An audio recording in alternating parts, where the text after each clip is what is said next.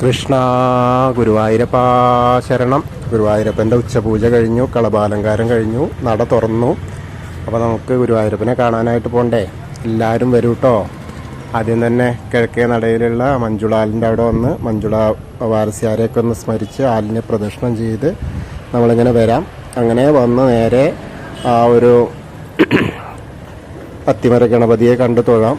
പിന്നീട് അവിടുന്ന് നമ്മൾ നേരെ ഗോപുരവാതിൽ കടന്ന് അകത്തേക്ക് കിടക്കാം. അങ്ങനെ വരുമ്പോൾ രണ്ട് കൊമ്പുകൾ കാണാം. ഗജരാജൻ കേശവൻ്റെ രണ്ട് കൊമ്പുകൾ കാണാം. അതേപോലെ അതിന് നടുക്കായിട്ട് ആ ഒരു മഹാലക്ഷ്മി ദേവിയുടെ വിഗ്രഹം കാണാം. അങ്ങനെ കണ്ട് തൊഴുത് നേരെ നമ്മൾ വാതിൽപ്പടി കയറുകയാണ്. വാതിൽപ്പടി കയറുമ്പോൾ ഇടത്തെ സൈഡിലുള്ള ആ ഒരു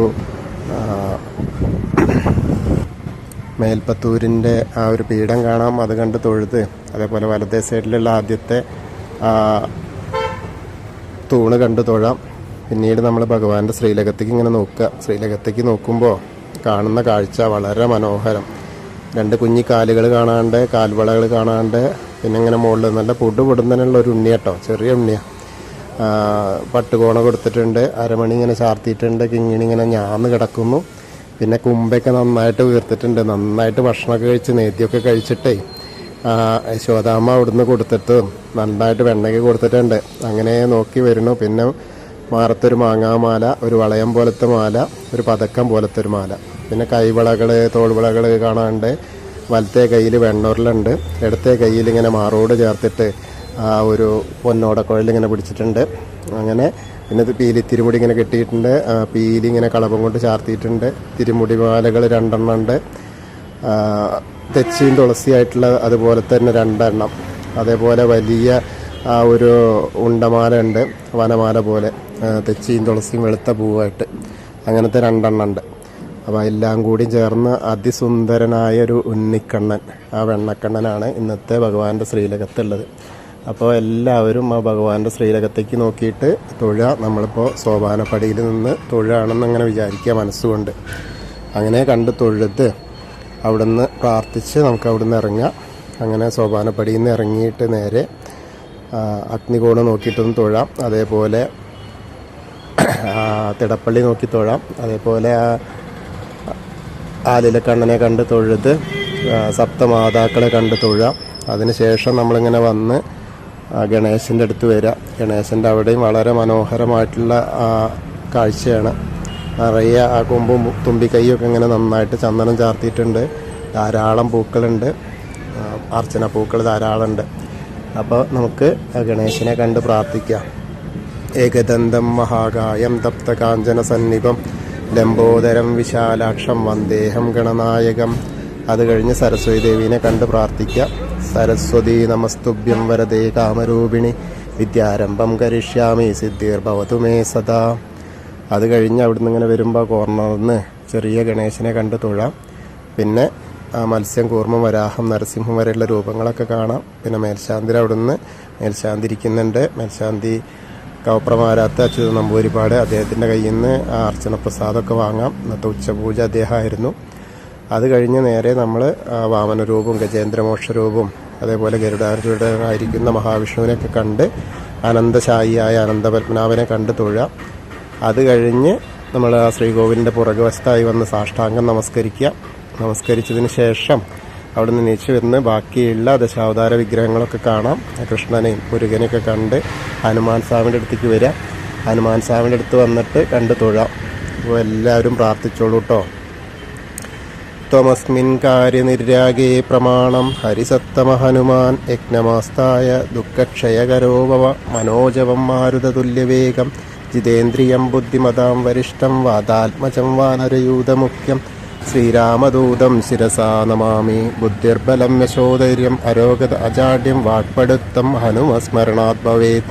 ഓം നമോ ഭഗവതേ ആഞ്ജനേയായ മഹാബലായ സ്വാഹ. ഹനുമാൻ സ്വാമിയെ കണ്ട് തൊഴുത് രാധാകൃഷ്ണ വിഗ്രഹവും അതേപോലെ കാളികമർദ്ദന രൂപവും വെണ്ണക്കണ്ണനെയൊക്കെ കണ്ട് തൊഴുത് നേരെ ഓവിൻ്റെ അവിടെ വന്ന് പ്രാർത്ഥിക്കുക. അതിനുശേഷം നമ്മൾ നേരെ വന്ന്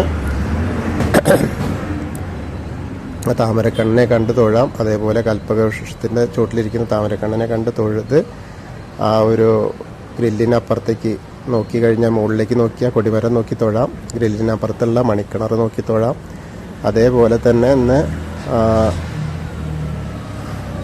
നൃത്താറയിലുള്ള ഉണ്ണിക്കണ്ണനെ കണ്ട് തൊഴുത് പിന്നെ നമ്മളെ കുറൂരമ്മേനെയൊക്കെ കണ്ട് തൊഴുത് വടക്കേ നടയിൽ കൂടെ പുറത്തേക്ക് വരിക. അങ്ങനെ പുറത്തേക്ക് വന്ന് പ്രസാദ കൗണ്ടറിൽ നിന്ന് ചന്ദനം തീർത്തൊക്കെ വാങ്ങാം. അത് കഴിഞ്ഞ് നേരെ ഇങ്ങനെ വന്ന് ഭഗവതീനെ കാണാം. എടത്തരികത്തുകാവിലെ ഭഗവതിയുടെ അടുത്തേക്ക് വരുമ്പോൾ ഒന്ന് അവിടെയും ആ ഗോളകയാണ് നന്നായിട്ട് ഇറങ്ങിയിട്ടുണ്ട്. നല്ല രസമായിട്ട് ഇങ്ങനെ ഉണ്ട് ആ ചാർത്ത്. പിന്നെ ധാരാളം തുളസിപ്പൂക്കളും തെച്ചിപ്പൂക്കളും ഉണ്ട്. അപ്പോൾ അമ്മയെ കണ്ട് പ്രാർത്ഥിച്ചോളൂ കേട്ടോ. സർവമംഗളമാംഗല്യേ ശിവേ സർവാർത്ഥ സാധികേ ശരണ്യേ ത്രയംബകേ ഗൗരി നാരായണി നമസ്തുതേ. അത് കഴിഞ്ഞ് നമ്മൾ അങ്ങനെ വരുമ്പോൾ ആ കോർണറിലെത്തിയിട്ട് മമ്മിയൂരപ്പനെ മനസ്സിൽ വിചാരിക്കുക. നമശിവായ നമശിവായ നമശിവായ എന്നുള്ള പഞ്ചാക്ഷരി മന്ത്രം ചൊല്ലിയിട്ട് മമ്മിയൂരപ്പനെ വിചാരിക്കുക. അപ്പം നമ്മൾ മമ്മിയൂർ പോയി ദർശനം കിട്ടിയ പ്രതീതിയാവും. അതിനുശേഷം നമ്മൾ നേരെ ആ കൂത്തമ്പലത്തിൻ്റെ അവിടേക്ക് വരിക. ആ കൊടിമരത്തിൻ്റെ അവിടെ വന്നിട്ട് ഒന്നുകൂടി ശ്രീലകത്തേക്ക് നോക്കിയിട്ട് ആ വെണ്ണക്കണ്ണനെ കണ്ട് തൊഴുത് കൂത്തമ്പലത്തിൻ്റെ അവിടെ വന്ന് അവിടെയും നമസ്കരിച്ച് തൊഴുക. പിന്നീട് നമ്മൾ നേരെ അയ്യപ്പസ്വാമിയുടെ അടുത്തേക്ക് വരിക. അവിടെയും ഇന്ന് കിരീടം ഇതൊക്കെ വെച്ചിട്ടുണ്ട്. അലങ്കാരം അങ്ങനെ ആയി വരുന്നു. നന്നായിട്ടുള്ള അലങ്കാരമാണ്. അപ്പോൾ അയ്യപ്പസ്വാമീനെയും കണ്ട് പ്രാർത്ഥിക്കുക. ഭൂതനാഥ സദാനന്ദ സർവഭൂതദയാപര രക്ഷ രക്ഷ മഹാബാഹോ ശാസ്തേ സ്തുഭ്യം നമോ നമ. അങ്ങനെ അത് കഴിഞ്ഞ് നമ്മൾ അവിടുന്ന് വരുമ്പോൾ പടിഞ്ഞാറ നടയിലുള്ള ദീപസ്തംഭത്തിൻ്റെ മുകളിലുള്ള വേണുഗോപാലിനെ കണ്ട് തൊഴാം. അങ്ങനെ അത് കഴിഞ്ഞ് വീണ്ടും നമ്മൾ കൊടിമരം നോക്കിയിട്ട് തൊഴാം. ആ ഗരുഡധ്വജനെ കണ്ട് തൊഴാം. അത് കഴിഞ്ഞാൽ വീണ്ടും നമ്മൾ രുദ്രതീർത്ഥക്കുളത്തെ ഒന്ന് പ്രദക്ഷിണം ചെയ്യാനായിട്ട് പോവാം. അങ്ങനെ വന്ന് ആ കാളിയമർദ്ദന രൂപം കണ്ട് അതേപോലെ ആ നാരായണാലയത്തിൽ കയറിയിട്ട് പൂന്താനം തിരുമേനി പൂജിച്ചിരുന്ന വിഗ്രഹമൊക്കെ കണ്ട് തൊഴുത് അവിടുന്ന് ഇങ്ങനെ വരുമ്പോൾ ഭഗവതീനെ ഒന്ന് കണ്ട് തൊഴാം. അതേപോലെ വലിയ ദീപസ്തംഭത്തിൻ്റെ അവിടെ വന്നിട്ട് ഒന്നുകൂടി ഭഗവാന്റെ ശ്രീലകത്തേക്ക് നോക്കി തൊഴാം. അത് കഴിഞ്ഞാൽ നമ്മൾ നേരെ കൂവളത്തിനെ ഒന്ന് പ്രദക്ഷിണം ചെയ്യാനായിട്ട് പോവാം. അങ്ങനെ കൂവളത്തിൻ്റെ അവിടെ എത്തിയിട്ട് പ്രദക്ഷിണം ചെയ്യുമ്പോൾ മഹാദേവനും പാർവതീദേവിനെയൊക്കെ കണ്ട് തൊഴാം. അങ്ങനെ കണ്ട് തൊഴുത് എല്ലാവർക്കും മഹാദേവൻ്റെയും പാർവതീദേവിയുടെയൊക്കെ അനുഗ്രഹം ലഭിക്കും. അപ്പം നമ്മൾ ഇന്നും ഗുരുവായൂരപ്പൻ്റെ ഉച്ചപൂജയും കളഭാലങ്കാരമൊക്കെ കണ്ട് തൊഴുതു. അവരുടെയൊക്കെ അനുഗ്രഹം നമുക്ക് കിട്ടും. കൃഷ്ണായ വാസുദേവായ ഹരയേ പരമാത്മനെ പ്രണതക്ലേശനാശായ ഗോവിന്ദായ നമോ നമ. ഇനി നമ്മളോട് പ്രാർത്ഥിക്കാൻ പറഞ്ഞിട്ടുണ്ടായിരുന്നു. അപ്പോൾ എല്ലാവരും അവർക്ക് വേണ്ടി പ്രാർത്ഥിക്കാം. ഷീബ പൂരാടം കൈവേദന മാറാൻ വേണ്ടിയിട്ട്, ബിന്ദു കേസിൻ്റെ ജോലി അനിയന് കിട്ടാൻ വേണ്ടിയിട്ടാണ്. ബിന്ദു കേസിൻ്റെ അനിയന് ജോലി കിട്ടാൻ വേണ്ടിയിട്ട്, അതേപോലെ ആതിര അനീഴം കല്യാണം നടക്കാൻ വേണ്ടിയിട്ട്, അനിത പൂരോറ്റാതി ജോലി കിട്ടാൻ വേണ്ടിയിട്ട്, അജിത ഉത്രാടം മനഃശാന്തി കിട്ടാനായിട്ട്, അമൈനാഥ് ചതയം ബുദ്ധി ശരിയാവാൻ വേണ്ടിയിട്ടാണ്, ബുദ്ധിസ്ഥിരതയ്ക്കാണ്, അരുൺ അനീഴം അഖിൽ ചതയം നേർവഴി കാട്ടാൻ വേണ്ടിയിട്ടാണ്, പിന്നെ ആദിത്യൻ മൂലം ജോലി കിട്ടാൻ വേണ്ടിയിട്ട്, ശിവപ്രസാദ് പുരാടം വിവാഹം നടക്കാൻ വേണ്ടിയിട്ടാണ്. അത്രയും പേരാണ് നമ്മളോട് പറഞ്ഞിട്ടുള്ളത്. അതും പിന്നെ നമ്മുടെ കൂടെയുള്ള എല്ലാവർക്കും വേണ്ടിയിട്ടും നമുക്ക് പ്രാർത്ഥിക്കാം. എല്ലാവർക്കും ആ ഗുരുവായൂരപ്പൻ്റെ അനുഗ്രഹം ലഭിക്കട്ടെ. കൃഷ്ണ ഗുരുവായൂരപ്പാ ശരണം.